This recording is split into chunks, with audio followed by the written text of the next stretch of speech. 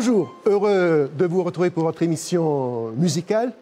Aujourd'hui, nous retrouvons notre ami Théo Hoult. Bonjour Théo. Bonjour Pascal. Pour la deuxième partie de son émission, puisque lors de la première partie, on a découvert ton parcours, ta sensibilité musicale, et on n'a pas eu le temps de parler de cet album, de ton premier album solo, qui s'intitule Laterna Magica. C'est le résultat d'une réflexion, il te ressemble ?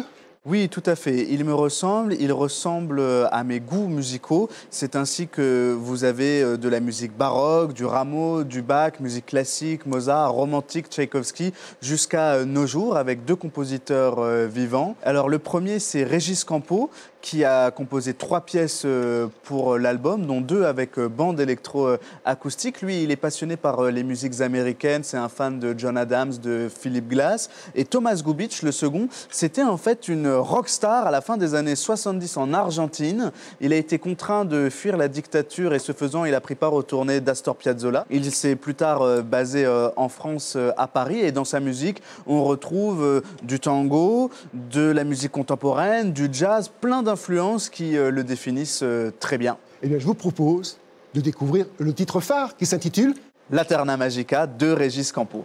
On écoute.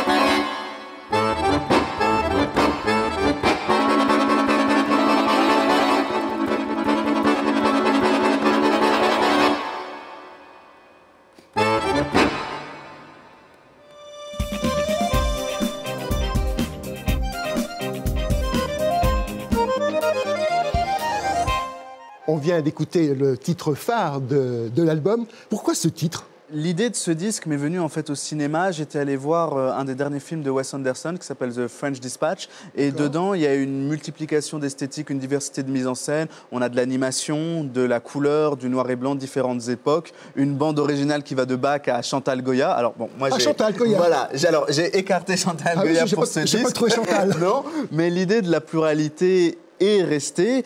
Et donc le titre Laterna Magica, c'était en fait d'anciens appareils de cinéma qui projetaient déjà des images en couleur à la fin du XVIIe siècle. C'est vraiment l'ancêtre de la caméra. Et du coup, ce goût pour la pluralité, cette affection pour le cinéma de Wes Anderson et la pièce de Régis, donc éponyme, qui s'appelle Laterna Magica, faisaient le parfait lien. C'est pour ça que je l'ai appelé ainsi. Et puis on retrouve aussi un clin d'œil aux jouets, on dirait. Absolument. Oui, puis surtout, quand j'ai fait ces photos, on sortait du Covid, on sortait de tous ces confinements et j'avais envie d'égayer un petit peu ma vie d'abord et de faire du coup des photos très colorées qui reprennent l'univers du jeu, du jouet. C'était important pour moi. C'est vrai qu'il y a du baroque dans cet album. Le baroque, vraiment, c'est une inspiration pour toi ? C'est-à-dire que je trouve qu'avec l'accordéon, ça apporte véritablement quelque chose. L'accordéon se baigne parfaitement dans cet univers musical, puisque toutes les pièces, par exemple, de Bach, il faut imaginer qu'il les jouait le matin au clavecin, le soir sur l'orgue, sur l'épinette, sur le clavicorde. Enfin, c'était quelque chose de très multiple et donc d'assez universel. Et c'est pour ça que ça se prête bien à l'accordéon, mais ça se prête bien en fait à une multitude d'instruments finalement. Tu souhaites écrire une nouvelle page de l'histoire de l'accordéon ? Je fais simplement des choses que j'aime. J'essaye de le faire le mieux que je peux. Et j'essaye que ça plaise à quelques personnes. Alors, est-ce que tu as eu un héritage culturel ? Tes parents sont dans la musique Alors, personne n'est dans la musique, mais ma mère est prof de lettres d'un milieu donc, culturel assez ouvert. Où j'avais la chance d'aller au théâtre, à l'opéra, au concert. Donc, j'ai un peu baigné, oui, dans cette culture-là et on va dire dans cette ouverture d'esprit. Alors, cette ouverture d'esprit, on va continuer à la découvrir avec ce nouveau titre que tu vas nous interpréter et qui s'intitule... Alors, c'est une toccata de Bach. Elle est extraite de la 6e partita en mi mineur, BWV 830 pour la référence exacte. Eh bien alors, on écoute ?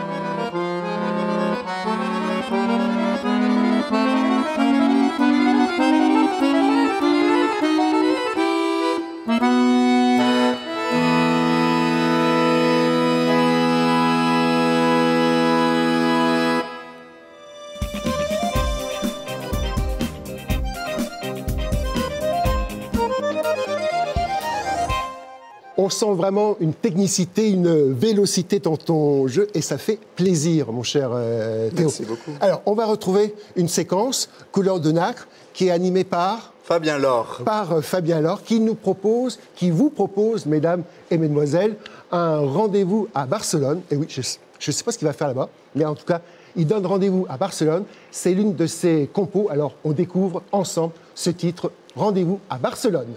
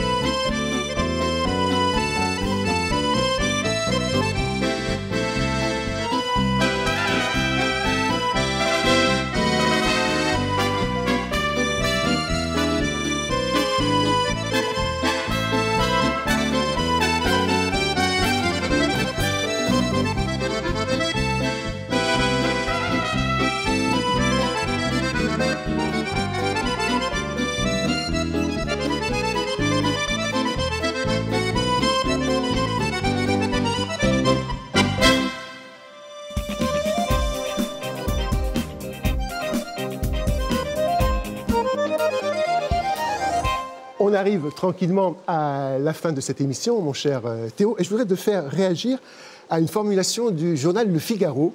Théo Hould, le Stromae de l'accordéon. Alors, ça te fait rire? Oui, ça me fait rire.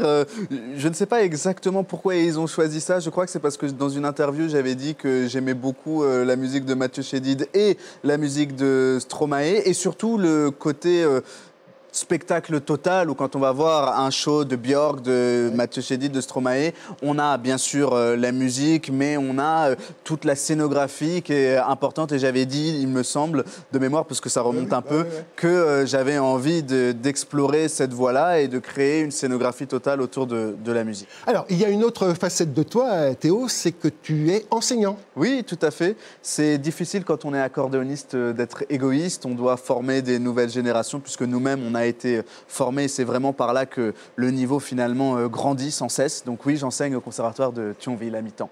Alors, avant de te retrouver pour le dernier titre, je vous rappelle que cette émission est enregistrée au cabaret Le Pâtis au Mans. Vous pouvez retrouver toute leur programmation sur leur site internet. Alors, le titre... Il s'agit de Oriental d'Enrique Granados, compositeur espagnol à cheval entre le 19e et le 20e siècle. C'est une musique très mélancolique pour se terminer tout en évanescence, si je puis dire. Surtout, n'oubliez pas cet album de notre ami Théo. Pour ma part, je vous donne rendez-vous le mois prochain pour une nouvelle balade musicale. Et vive la musique!